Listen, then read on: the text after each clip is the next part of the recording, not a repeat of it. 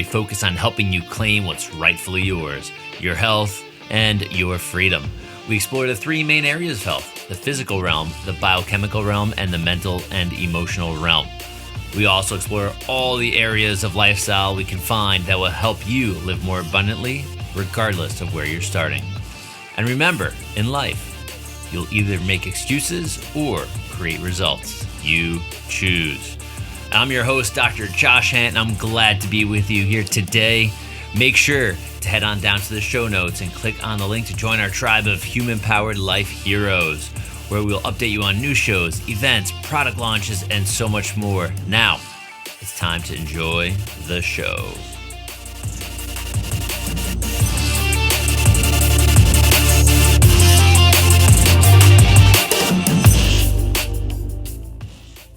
Hey everyone, welcome back to the Human Powered Life podcast. We have an awesome guest today. His name is Daniel Eisenman. We're going to talk about quite a bit. This guy is a very well-rounded human being. His story looks really cool. I've learned little bits about him before we came on to have this conversation. Found him through another really cool guy, Dr. Jack Wolfson. So Daniel, welcome to the show, brother. Yeah, I'm stoked to be here. Have you had Dr. Jack Wolfson on your show yet? I've had Jack on my last podcast we actually had. He's been on multiple times. Awesome. Yeah, he was on. I have a podcast called Breaking Normal, and he was on it, and it was a very Breaking Normal episode that I've listened to it again multiple times just for my own wisdom. So it's a cool connection. Yeah, it is. That's the way the world goes around, at least for me. I love the relationship portion of this. As a personally that's an introvert, I can do this thing through a screen really, really well, or be in front of people on a stage really well, but not the in the crowd kind of guy. So I love this connection, this rapport that we're going to have as we go through. So let's start with this. Who's Daniel Eisenman? Who is this guy? Where did he come from? You obviously have a lot of really cool stuff going on right now. So give us a little bit of your backstory. Wow. Okay. So I do know a little bit. I have two dogs, or they have me. I'm their human. And I do think I understand the genetics of their parents and grandparents. So for me, my grandparents came to New Jersey from Europe when after surviving the Holocaust by living under a graveyard and starting a potato garden until they could flee. So I do think I have that freedom gene passed down to me. That torch has been passed to me. And that's Daniel Eisenman is what my parents named me when I was born in Miami, Florida, where I lived till I was about 5. And then kindergarten to college, I was in Georgia. And then I graduated Emory University with a pre-med degree after taking the MCAT, so biology pre-med degree, and then decided to take a year off, which turned into, I guess, about 12 years now of about a decade of what that was hosting health retreats. So I went down an alternative path of health, if you will. I really couldn't see myself going into more debt to get indoctrinated into a system that I thought was funded by entities that I don't agree with or don't resonate with. So that has now, I live in Boulder, Colorado currently. And my book, Breaking Normal, is the summary of hosting those health retreats. The retreats were very radical. They were about health through honesty and designing the strongest tribe as fast as possible at the best place in the world at the best time to be there. And so I have a book called Breaking Normal that's the summary of that. And the offshoot of that is the podcast, which Dr. Jack, our mutual acquaintance, was on. And he's on there because he's probably our biggest buyer of our company Tribe Vitamins. This is Bison liver, but probably the biggest buyer of this is Dr. Jack Wolfson.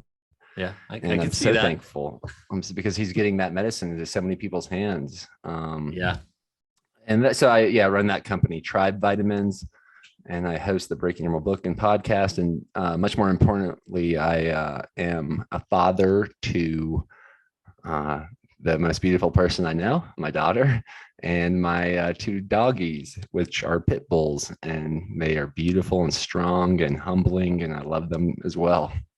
Very, very cool. So let's dive a little bit into these retreats, because I'm really a little curious. I know when I get the book, I'll be able to go through and learn more. It sounds like I may have had I can't say same, but a similar experience with growing up, going to which these were like, it was called inner winters. But I grew up doing meditations in the, fifth grade meditations in the morning in the desert, sweat lodges, fire walks, vision quests, all sorts of weird stuff by most people's standards. But this is just the way I was brought up. And it was really, really neat to see that, like looking back on, holy cow, I had a pretty wild and interesting upbringing. And then you found your retreats based on health, as an adult coming out of a pre-med degree. And I couldn't agree with you more. I'm glad you went the route you went. I don't know your true feelings, if you will, on those evil entities which we spoke about, but give us a little bit of an idea of these retreats. What were they like? What was like the drive to go, okay, I want to do this. I want to work with people in a group-based setting and make people better or help people get better. Well, I think where it started was when my brother and I, when we were practicing a raw vegan diet and doing all these surf trips. We were living in Georgia, and I think I had just like graduated, or I was in college or graduated college, and my brother just graduated high school, and we were really into surfing. So we would take these surf trips to Costa Rica specifically. And then friends wanted to come, so we brought friends, and these groups kept getting bigger and bigger. So we're like, we're going to make a company where we host alternative spring breaks, where like more adventure based than just getting wasted cool. And whatever the regular thing that happens at a place such as Panama City Beach or Daytona Beach. So we take people surfing, bungee jumping, zip lining, horseback riding, that was the most dangerous. We stopped that one. Which one, the horseback riding? Yeah. Oh yeah. The horseback riding on the beach, because these horses are so overworked, and the sand can get really hot, and they're just irritated. Like I do believe I've maintained my inner nature and being able to connect with animals. They're not humans. And those horses were not in a good state. And they were dangerous, and it was just amazing. I mean, Costa Rica's liability, I guess, in a way, is a lot less serious. But at certain times of those trips, we realized, even with our intentions, specifically, there was a guy that I remember was like looking for cocaine in Hako Beach, and I'm like, what the, this guy is getting everyone in a dangerous position. It was extremely frustrating babysitting people that were going so outside of what our idea of the trip was. So we started structuring retreats instead of just nonchalantly hosting people on their own schedules. And we called them Rob Bras retreats, because my brothers and I were hosting a health channel, a YouTube channel called Rob Bras, where we were eating a raw vegan diet, and we got a lot of traction. Like a lot of people were watching us and wanting to join us on these trips. So we hosted about 30 of those over probably 6 or 7 years. And they were about like food, fitness, and fun. And we were the leaders of the retreat, and we were helping other people become leaders of their own life through a very structured, like self-development, immersed in nature, that's very based on fun and play type of experience. It was like people would just go to the retreats over and over again because they're like, I don't know how to have a better vacation. That sounds like something I would definitely, I've never been a vegan, but sounds like some place I'd love to hang out for sure. Yeah. And that wasn't part of the, like, we would aim to provide all the best raw fruits and vegetables people could ever dream of, including like all you can drink coconut water and or mangoes or papayas, or even exotic fruits like mangosteen if we could find it, or sapote. I mean, the list goes on and on. I got really into food when I was practicing that raw vegan diet. Certain foods affected my body, but the real situation, what happened was that we started interviewing, just like we're doing right now. We started interviewing experts in this field, and we realized they were full of bananas. I mean, they were not telling the truth to people. Like, they were like having these side meals, or it was just like the indoctrinated culture they have in their books was not what they were even doing as much as their fans were. The fans were doing it to their own detriment. And I really learned about, I basically had no testosterone. I even went to the doctor and they were going to prescribe me like steroid, whatever. They're like, you need like, what the freak? Why'd you tell us to test your testosterone at 20 something and your testosterone like an 89? Like, what is going on? So I just like ate a piece of salmon that night that changed, it shifted us into a whole new thing, which was the retreats became very much about like radical honesty, and that health through honesty, because we started to see all of these, just like the house of cards of so many leaders and cultures and diets and dogmas. And we met the author of the book Radical Honesty, Brad Blanton, and he's a radical guy, but we definitely used a lot of that structuring for like the philosophical breakthroughs that carried over to people's lives, mostly just people breaking the addiction to approval and really finding a level of like self-acceptance through self-expression. And that doesn't mean just talking. That means like more like living your dharma and what you're passionate about, regardless of other people's feedback.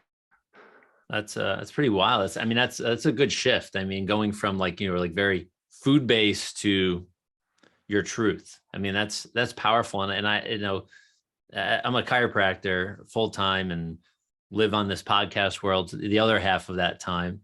And it's really interesting seeing, the psychology that people have can really be influenced by what they put in their body.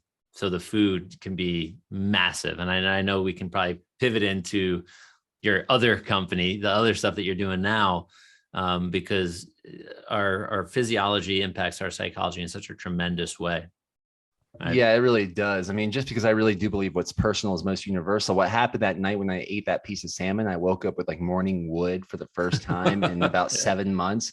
And I started thinking, like, I felt like I was like, what the heck? Like, I feel like I'm on steroids. Like, what is from what? And I was just probably so depleted in that rich nutrition, animal cholesterol filled wild salmon that I had that night. And I do agree. Like, I still think even doing retreats and having the best raw vegan plate is awesome, because it's such a cleanse. It's not a distracting. Like, you won't be distracted. Like, you can't bury your emotions in bananas as much as you can with cake. Yeah, true. Yeah. And so, people, I think a lot did come up with people because they were eating such a clean diet for the first time in a long time. But yeah, the company now, Tribe Vitamins, and I think it even says on the label, is like excellent for athletes, pregnant moms, students, and those recovering from alcoholism or veganism. And because I do think a lot of people are recovering from veganism. I think it's a great diet. It has gotten taken way too far from a lot of people, and they're depleted in their full capacity because hormonal issues, basically, and or other things. It depends. Like, if you're, it really matters, even if you're a raw vegan, what quality fruits and vegetables and the ripeness and the seasonal qualities of those, in my opinion. But I've just been going down the diet rabbit trail ever since then and before then, and I'm super passionate about it. My dad's been a pharmacist for over 40 years. My mom's been a nurse for over 40 years. I took athleticism, and I still do, very sincerely, and just functioning at my fullest capacity very sincerely. And food is a major part of that. I mean, if you are what you eat. So yeah, the Tribe Vitamins, the current eating raw bison liver. Hold on, pause right there. You just broke up for like 10 seconds.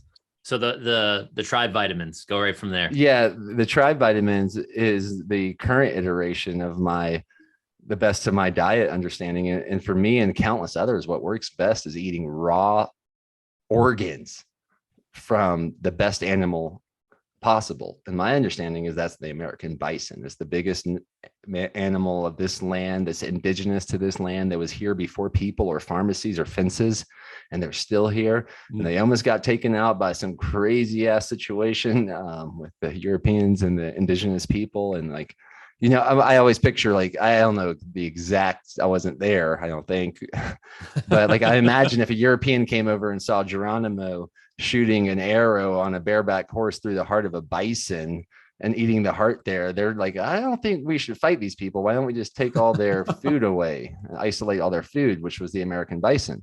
And they almost got them extinct. But due to people like my suppliers that really believe in the keystone species of this land, which is best for our land, and understanding supply and demand, there are big ranchers that are getting bigger. They're only doing 100% grass-fed bison.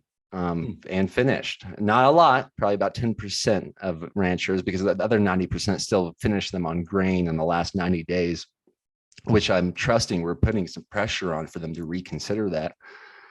And yeah, so we sell their most of our flagship product is the liver of the 100% grass-fed American bison, freeze-dried, and then that way you can that basically is the same technology that NASA or the military uses to preserve foods. Like that So amazing ice cream you had when you were a kid. I've heard. I don't know if I've ever had this space ice cream, but yeah, that I think that's why people know about freeze dryers.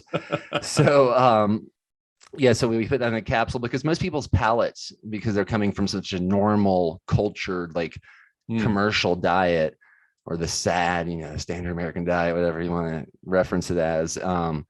It's eating raw liver is crazy for a lot of people's palate. So we have it in capsules, so you don't have to deal with it, but reap the benefits, and the benefits are strong. Their strength. I mean, really, most people get a boost in libido and stamina like the first day. But long term, it acts as like the original multivitamin. Really, it's hair, skin, nails, vision, teeth. A lot of vision stories I hear, and a lot of iron stories. A lot of people that we're going down I think the wrong path of trying to use manufactured iron pills to increase the iron count in their blood. But this liver is loaded in heme iron, along with retinol, which are bioavailable forms of vitamin A and iron.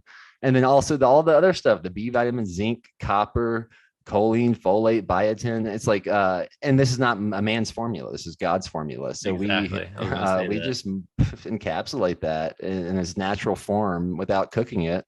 So it preserves the nutrients. And there's no way this is a lifetime. This is going to be a many lifetimes project, infinite lifetimes project, because the results of our customers. Yeah. That's interesting. Like after speaking to Jack, this is years ago, he kept on telling me, you got to eat organ meat. You got to eat organ meat. You got to eat. And every time I'd look at it, like I'd be like, I can't do it. I just can't do it. Like eat the thymus, eat the liver, eat this, eat all this stuff. And after hearing his voice in my head for a couple of years, I met with another friend that worked with a cardiologist that has him eating raw liver, grass-fed, grass-finished liver every single day. And I said, F it. So I'm probably maybe 35 or 45 days in of raw liver every single morning. Oh, nice. How do you consume it? I'm curious. I when I get it from the farm that we get order from, I thought make sure it's, nice and soft. I cut it into little cubes, put it in an ice cube tray, freeze it, take it, like I take a clump out every morning, put it in a glass, let it just thaw, put a little bit of water. It's like, I don't like oysters, but people's like, I describe it like an oyster shooter. Just go whoop, and done. That's it every single day. That's awesome. That's a great strategy. Yeah. I think that's one of the best ways to do it. I don't know. It doesn't seem like many people do that. And that's why Tribe Vitamins is around, and there's not many bison liver around. As well. I haven't felt like in our search, I live in the Northeast, and finding places that will ship because everything has to be frozen before they ship it is challenging. I haven't really looked and searched out West. I think it's just too much of a challenge. It probably cost me 6 times the price to get 1 pound of bison liver than it would be the grass-fed, grass-finished cow liver. And yeah, I would encourage you, if you can get elk liver, because that's another thing we have sometimes seasonally, and we're going to have another aim to do the indigenous animals, because the cow is, I love I love steak, I love cow, I love the ability to have food like that, and all the people that are, especially when they're doing it in a regenerative way. Yeah. I mean, that's so much respect. I've been around so many of those farmers, people that even do water buffalo. I'm like, wow. And that's amazing as well. Amazingly strong animal. He was even telling me, like, and he was one of my inspirations to really, I've heard so many different things about the grass-fed versus the grain finished. And he would go to different processing plants or slaughterhouses, and he would see the livers of his animals compared to the livers of like the other local cows. Yeah. They're probably like grain loaded because it was like rural Georgia. But he was like, sometimes those look like orange and like floppy and diseased, and his were like almost, they seemed alive and like standing up in purple. Yeah. So let's talk about that, because I think this is important. People are like always like, really, what is the difference? Like, why would I spend the extra money to get something with, grass fed, grass finished? We know it's, eating from the land versus, hey, I can get this in my grocery store for half the price. Like, what is the real benefit? Hey, we're giving you a short break here where you can head down to the show notes or lifestylelocker.com and join our tribe of human-powered life heroes. You'll be the first to know about new shows, events, product launches, affiliate specials, and more. And now, back to the show. Yeah, I mean, that is a deep conversation. All right, let's do the top two. The top two. Well, I mean, I just want to give, I think the personal examples, like another extremely potent superfood that comes from the animal's marrow. Do you eat marrow? Not yet. Okay, so you get bone marrow, and I've gotten a lot of people on this, and my dad included. And my dad's very aware of stuff as well. He's very much like me, but he's been even a pharmacist for all these years, 40 plus years, and we've done all kinds of things with his body, experimentation, food, drug, medicine wise. And he's been loving the marrow. He's actually in shock and awe. And he even told me, though, when he found, like, he's done different bones, and the bones that were from like grain fed cows, he would get acid reflux and it didn't feel right. So he's doing it for personal reasons. And I said, I think that's something to consider. Like, maybe experiment with your own. Okay. If someone, I wouldn't encourage people to buy grain fed beef, because that's like supply meets demand and we're buying more of it. Yeah. But if you have some and you want to compare it to 100% grass fed animal organ or flesh, you could probably see the difference. Yeah, I think that to me it tastes different. Like, I can't, like, I like going to a friend's house. I have a hard time eating like a hamburger, or eating a piece. I'm like, but I know where they probably bought it. Like, it's like, yeah, and I think visiting these farms is another great way to understand this for your own. Okay. Like going to a regenerative, like where they got the permaculture and like the way protein's being fed to the pigs, and like the rabbits are eating the fruits off the tree and they're pooping everywhere. And it's like this whole regenerative agriculture scene versus a grain fed cow operation that's just like dirt and shit and it smells like death. That might be helpful for people to see the difference of. And I think in reality, if you're going to poison or like inflame an animal to get it fatter, inflame, so my organs, if I ate vegetable oils every day for a year versus if I only ate tallow or butter or animal fat for a year, my organs, I think, would be a lot.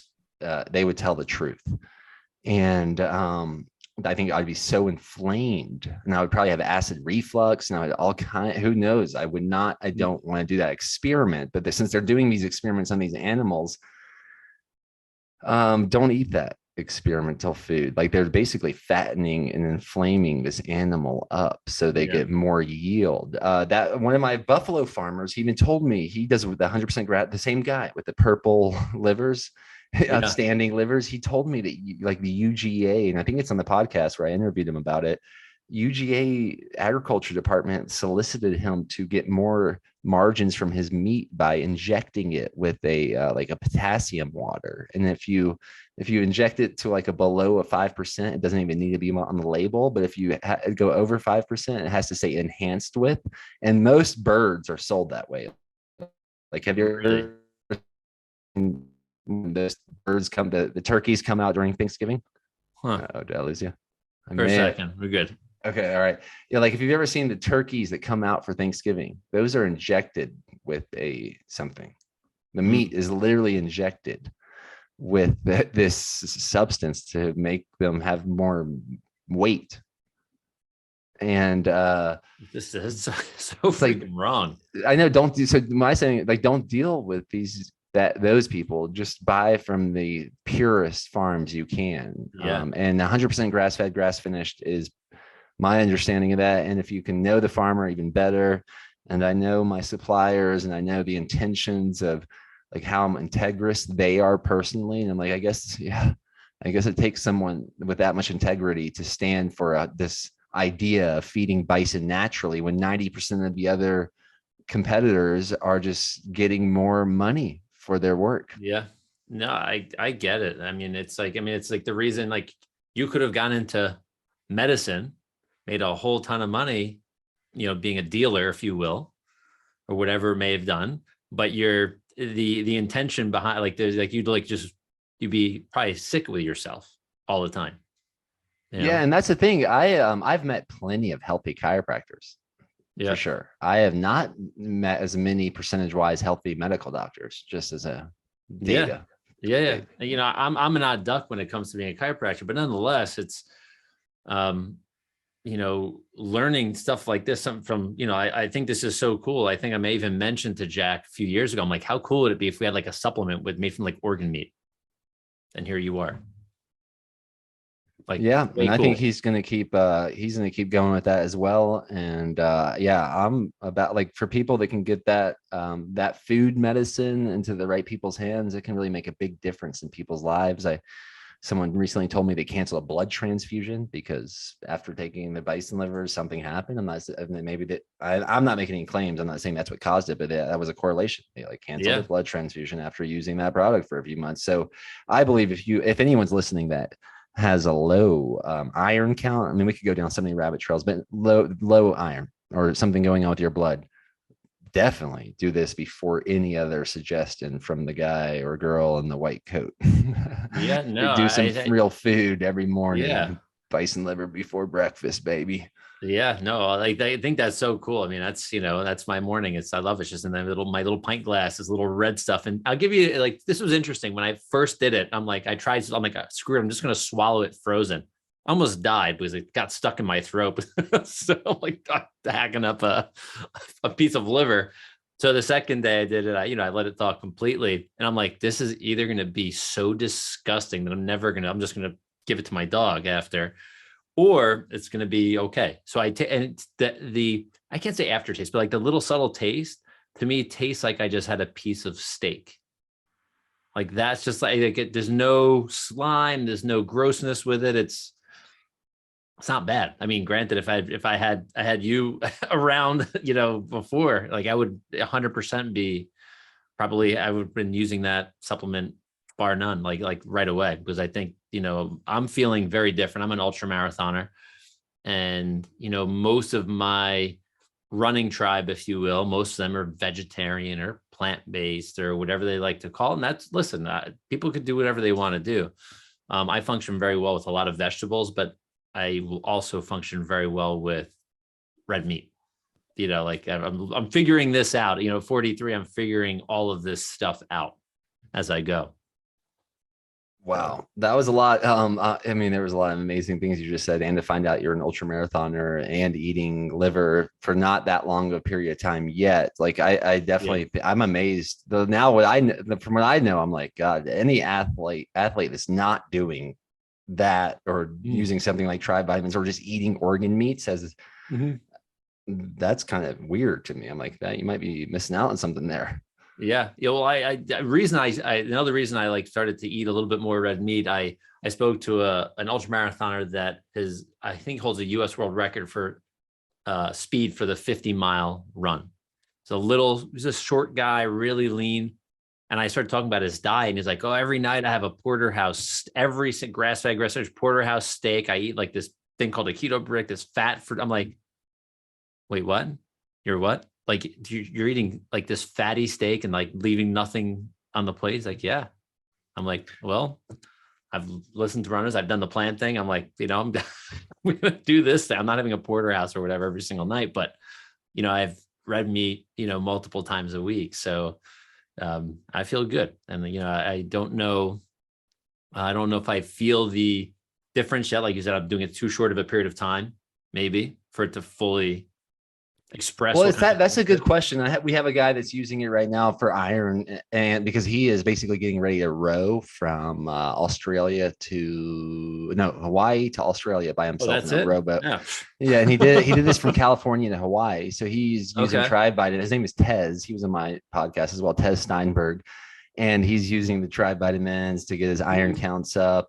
And he believes like you have to have that, like he needs this oxygen carrying capacity from the liver. There you go. Okay. That's Yeah. what he Okay. I never think believes. about that. Yeah. And he's like a very calculated guy. I'm like, wow, I'm really excited for his blood work to come out. But I do want to say about the liver specifically, like it is a beautiful organ. It's an amazing organ. I mean, it is like, I think it's the one organ that can like regenerate on its own.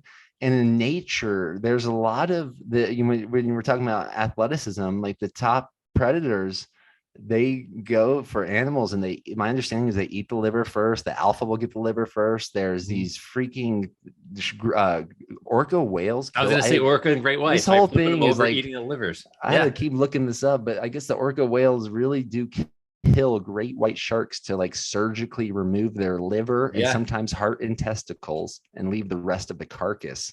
Yep. And I mean, if you look at how, I mean, are orca whales smarter than humans? It's a good conversation. Their brains are definitely right. bigger. Their primal brain knows what it needs.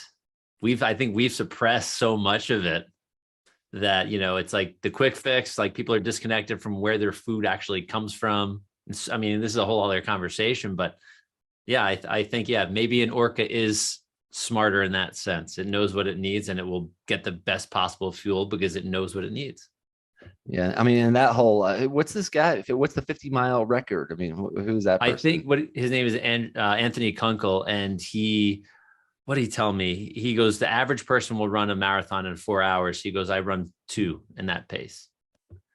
And how long have you been? And you said you're an ultra marathoner? Yeah, ultra marathoner. Meaning, and what does that mean specific? Exactly? So the 50 miles an ultra marathon. Okay. All right. So anything over 26.2. Okay. How long have you been doing that? I started running in 2017, running. I decided to do my first marathon then. And then it was, I had pre-hypothermia at the end and my wife thought I was like, great, you're done. And then I thought, I think I could do more because we saw 50K people running before I got there and 50 milers. Next year I did a 50K, then a 50 mile, and then it's just gone up. The biggest distance I've done is 100 miles. Where did you do 100 miles at? In Virginia. You ran 100 miles in a row. Yeah. And how long did that take you? That took me 22 hours and 37 minutes. And how is that time wise compared to others that do this the pros, crazy I'm not a pro. I'll say that. I'm a professional, if you will. That's an athlete. I'm not a pro athlete. The guy that won it, I think, did it in like 15 hours. I don't know exactly. Whoa. But that's like that? This guy's who won? I don't remember his name, but he's like running like an 8-minute mile for 100 miles. I mean, like that's what he does. What about that, David? What about David Goggins? What does Goggins? He does. Well, the guy I spoke to, the 50 mile guy, Anthony Kunkel. I go, hey, listen, you know, David Goggins. I like, you ever run with him? He goes, well, he kind of runs with me. I think the last time I beat him by like an hour and a half or something, the last race. I'm like, oh, okay. And Goggins is a badass. Oh, I bet he is. I mean, you are too. I mean, that's just crazy. 100 running 100 miles under a night in a day. It's like, what? Yeah. Yeah. I just did one last week and I ran 57 miles in 12 hours.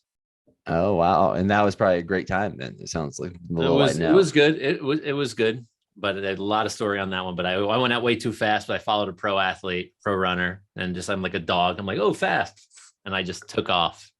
And I felt the heat at mile like 22 to 30. So, but nonetheless, so yeah. So like, I can't wait to see some of the results for, doing essentially what you're helping people do, like this rower that's going from freaking Hawaii or whatever to Australia or whatever. That's crazy. I mean, running 100 miles is okay. Rowing 4,000 miles or whatever the hell it is nuts.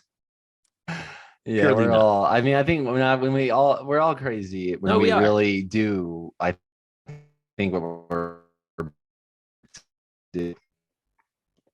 I got that way first for a second. Yeah, I think we're all crazy when we do what we're meant to do. In a way, that's yeah. No, and I truly believe we have a lot more potential, and I think, I hate the word biohack, but I truly believe that like going back to nature, going back to the things that were worked for, thousands of years that we've tried to simplify, as humans, because we have brains that are, can do this stuff. I think we're kind of hurting ourselves going forward, especially with nutrition, especially with movement, especially with a lot of these modern things. Thank God for technology that we can do this and share this message, but there's a lot of unlearning people have to do. And I think, like you said earlier, with, going to a grocery store and then going to like a cattle farm.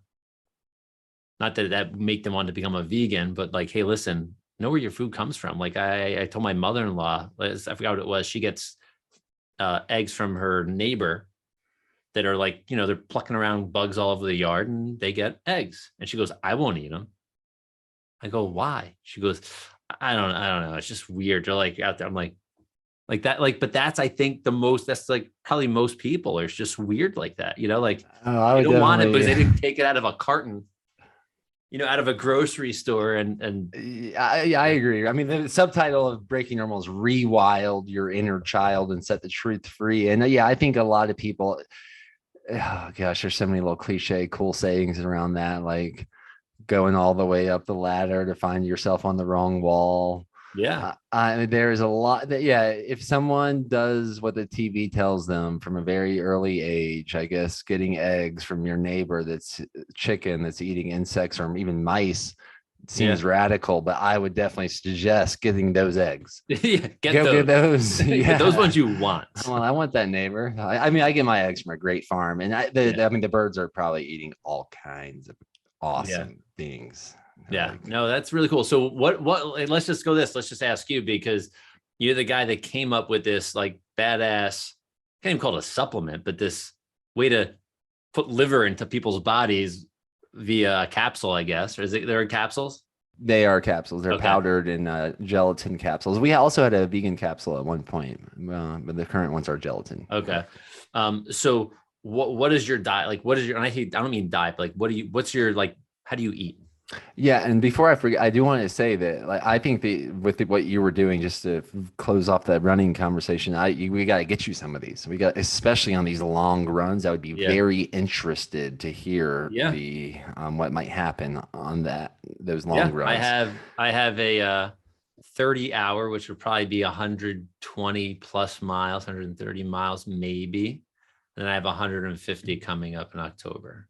Oh wow. Yeah, all right, yeah. Wow. We'll stay connected. We'll talk. Let's get those in your body during those runs. Jeez Louise, especially they like the organ complexes. So I don't eat much during the day. I definitely keep myself hydrated and eat a lot of different supplements. They're like, it is weird to call it a supplement because it's a food. But just for the sake of clarity, I've been experimenting with some elk antler extract. I drink a lot of beet powder, like from one of these companies I'm involved with called Purium. So I'll drink like a lot of drinks that have awesome powders made from whole foods, whether it's organ meats or other fruits and vegetables. And sometimes bone marrow. I love bone marrow lately, especially. That's pretty much all I cook in lately is bone marrow, ghee, and then I'll like crust it off with like raw honey, whatever I'm cooking. I'm talking a steak, chicken wings. So you're cooking with bone marrow. You're not having that raw. I have had that raw. I don't eat it. I haven't eaten that as much as maybe I will raw, but I have eaten it raw, like in the sense that I'll let it melt a little bit in the sun, and then I'll like get a scoop of raw honey and just like scoop it out if it's a canoe cut bone marrow. Yeah. It is an incredibly rich food. It's right there with a lot of the organs. I mean, I think the most powerful organs that people most feel immediately is probably liver, testicles, and bone marrow. They're probably the most potent three. I mean, if you can get your hands on adrenals and stuff like that, that might be a little different. But I eat a lot of raw honey. I drink a lot of maple syrup, a lot of raw milk. Drink a lot of raw milk from a local farm. If they got colostrum, I'll drink that. I drink beer and coffee and like good beer. I like good beer and great coffee. Raw milk, beer. Coffee's in the morning. Coffee's in the morning. I know. And beer's at night. Beer like in the later portion of the day. Like I definitely those are there's certain medicines that are it's like use at your own risk. The organ meats, I would just say use them as much as you feel great on them. Question on bone marrow before you keep going. Bone marrow, is it beef, like cow bone marrow, or is it bison, beef? There are some, I get some local from cows, and then also water buffalo. I've had it, and then I just ordered from one of my suppliers. I have a bunch of wild elk marrow bones coming. Oh, cool. All right. Yeah. All right. So once again, I think that matters, that marrow matters. And I bet that's something you would, if you got like grain finished or grain fed cows versus like 100% grass fed marrow bone and looked at the difference, they'd probably be like, whoa. I believe that for sure. I think I said raw honey, raw milk, eggs, gosh, guacamole, anything that's good, ripe fruit or vegetable that's seasonal, that's just blasting off near me. Like there's a mulberry tree, several mulberry trees and apple trees is where I live. And the mulberries are about to blast off. So I'm going to probably start eating a lot of mulberries because that tree is orgasming and I want to be part of that nectar when it does. Yeah. I have friends in Jersey that have a fig tree that they say like, I wish I lived closer, but they say when that thing goes, it's like, it's nuts. I've had them once or twice. Figs are a great example of how that can happen. Plums. I mean, before my daughter was conceived, I was on a cannabis. I mean, the night my daughter was conceived, I was on the day, I was cannabis farm, some of the best cannabis on earth up there in Oregon somewhere, but a plum tree was orgasming. And, I ate all you could eat plums like the night before Davina was conceived. Like I may have ate like 30 or 40. They were just sugar juice balls, like with the best juice in the world. And I just downed them and I felt the effects. And we and I still feel the effect. I still love the effects of whatever that was part of all of it. So you're not necessarily, we'll call like a keto or a carnivore of any of that. You're eating. Oh no. Food. After when we came out, like when when we were doing all the raw vegan diet, my youngest brother was like a world-class swimmer, breaking records, getting recruited by colleges and swimming at the same races like Michael Phelps and such, or the same heat, not the same exact race, but the same competition. And he just couldn't do it. He is like, I have to start eating meat. Or I have to start eating animal products. And when he did, we told out of the integrity, we told everybody, and the reaction of that pretty much convinced me to never identify with a diet again. Yeah, no, I think that's especially if it's a popular one. People always ask me like, well, what do you do? Do you do keto? I go, well, kind of like a higher fat most of the time, but I'll have vegetables and I might eat, it's like I kind of go all over the place. I work better functioning brain wise with less sugar in my system for sure. But I load up on berries. So I get my sugars, from love blueberries, and we get tons of them by us. So that's, nice. Where did you say you are? I'm in New York. Oh, I bet you get good blueberries. Are you like in the upstate or something? Or I'm about 30 plus miles northwest of New York City. So we have raspberry bushes on our property that have been here forever. We don't spray anything on our lawn. It's like a hippie lawn. So we just like, if we get there before the deer, we're good. That's exactly right. Someone once told me that they're like, I don't know if it's like a Native American proverb or what. It's like a third for the land, a third for the animals, and a third for you. Yeah. And most of the time we get like, an eighth because we have so many white-tailed deer by us that they just go, they love it. They just go to town like August. It's coming up pretty soon here. Is it private property? Can you like shoot one of them? Unfortunately I can't shoot. Not in our county where I live. There's no discharge with firearms. I could technically bow hunt if I have permission between my two neighbors, but the only problem is if I hunt, like I have this weird angle I got to shoot at, like to make sure I'm in the right spot. So if I miss, it doesn't like go in someone else's yard, but I have a church parking lot right behind there. So the thing I'm worried about is like, I get my bow hunting license. I learned how to shoot. I take a deer, a buck, and then it just walks and dies in the church parking lot, like on a Sunday or something. Like, God. But yeah, so we thought about it because that is the beauty of that proverb. It's like without these normal day regulations and rules, it's like, wow, having blueberries is a great thing to attract deer. Good point. Yeah. Like the raspberry. I mean, it's pretty wild. I mean, every day. I mean, we have an aide that worked for my wife's grandparents, and they were from Ghana, and they talk about like they'd see a groundhog, they go, those taste really good. And I'm like, I've never. Is it a groundhog specifically? Because we have like prairie dogs around here. Not a prairie dog. No, they're little round. Like wow. I bet they probably do taste good. They probably, but they're they like a dog gets after it. These things got like almost like a not like a beaver, but like these sharp, pointy teeth because they're gnawing on roots and stuff. So dogs get all sorts of even big dogs get all sorts of jacked up if they get on the wrong end of one of these things. So yeah, I bet these animals are survivors. Yeah. I mean, I have so much reverence for the animals that are around me and that survived around me for so long. And even I have so much, gosh, like it's so sketchy how people, because like the same thing, like I said, you would think having blueberries to attract deer would be a good thing, but now it's like a big problem because people are just growing them only for the blueberries as a business or whatever the situation is. But in the natural way, this is awesome stuff. And it's fun to reflect on. I'm thinking about these, the Boulder planted these invasive trees around here, or they planted trees around here, and now they're like an invasive species. And these beetles are killing them. These are like some kind of boars are killing them. Beetles. Yeah, we have them. They come here sometimes too, and they get like, we lost a huge cherry blossom tree that we had to, was probably like 100 years old or something silly like that.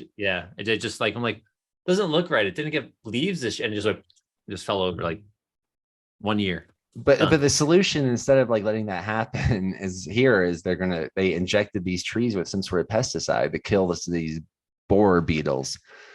And I don't know if that's a good idea. That's a good idea. That's an outside-in solution to nature. It doesn't work that way. It's always inside out. Always inside out. So here, let's pause here, Daniel. So let's do this. Where's the best place for people to connect with you, find the vitamins, get the book, all of this stuff? Oh, cool. So I would say, if you want to connect with me, like from listening to this podcast, I'm quite responsive through my Instagram at Daniel Eisenman, or you can email me, daniel@breakingnormal.com. And tribevitamins.com is where you would get the Tribe Vitamins, tribevitamins.com. Oh, and if you're going to listen to the book, Breaking Normal, or get the book, I am biased towards the audio version because myself and JP Sears and a few others read it. And that's how I consume most of my books is audio. And I think it's a great audio. I mean, however you want to get it, great, go get it. If you can see me, I'll be happy to give you one for free and sign it. But if you're going to get it audio version. And enjoy those Tribe vitamins. If someone just wants to do the minimum effective dose, because there's a few different products based on the season. We do like seasonal products, but definitely use the flagship product, which is Bison liver. And I would say take the suggested dose before you put any other calories in your body for a month straight and see what happens. I mean, I've heard all kinds of crazy, cool things. So I would love to hear about that. So please tell me if you do. All right. Well, everyone, Daniel Eisenman, the man, dude, I appreciate this. Has been a fun conversation. I'm sure we'll stay connected and keep being connected through other great people. I will definitely be pointing some people your way, I think, for your show as well. So, dude, appreciate the time. Thank you. Yeah, for sure. Maybe we can get you on the podcast because I would love to dive deeper into the runner's trail. We could definitely do that. And also, everybody, make sure you scroll down, head over to lifestylelocker.com and check out the video, the part 2, which I think you're gonna love. We're gonna go deep into some stuff. I can't tell you what yet because I don't know. So we'll see you in there. Thanks, Daniel. Thank you, man.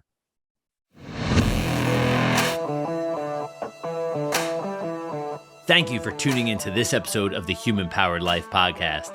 Make sure to head over to lifestylelocker.com to check out all the details on the show and to watch part 2 of this episode, which is only in video format. We also have this audio portion in video format if you want. Once again, I'm your host, Dr. Josh Hant, for the Human Powered Life podcast, and I'm looking forward to staying connected with you as a Human Powered Life hero. Remember to join the tribe, and we'll see you soon. Bye-bye.